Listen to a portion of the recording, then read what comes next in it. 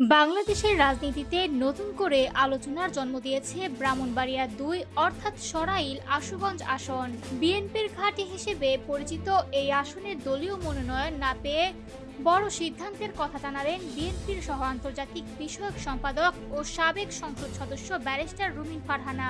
আসন্ন ত্রয়োদশ জাতীয় নির্বাচনে ব্রাহ্মণবাড়িয়া ২ আসনে বিএনপি প্রার্থী না দিয়ে সমঝোতার অংশ হিসেবে জমিয়াতে উলামায়ে ইসলামের জোট প্রার্থী জুনায়েদ আল হাবিবকে সমর্থন দেওয়ার সিদ্ধান্ত নেয়। এর ফলে স্বাভাবিকভাবেই মনোনয়ন থেকে বাদ পড়েন ব্যারিস্টার রুমিন ফারহানা।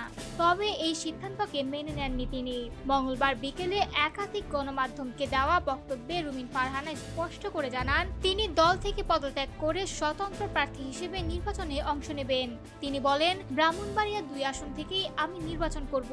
আগামীকাল অথবা পরশু আমার পক্ষে মনোনয়ন ফর্ম নেওয়া হবে। কোন প্রতীক পাবো সেটা পরে দেখা যাবে। তবে আমি বিশ্বাস করি আমার এলাকার মানুষের ভালোবাসা এখনো আমার সঙ্গে আছে এবং তারা ভোটের মাধ্যমেই এর জবাব দেবে।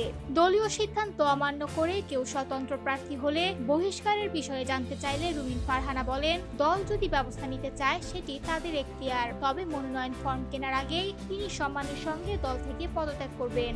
এর আগেও স্থানীয় কর্মসূচিতে নিজের অবস্থান পরিষ্কার করেছিলেন তিনি। সেখানে বলেছিলেন, আমি যা বলি আমি তাই করি।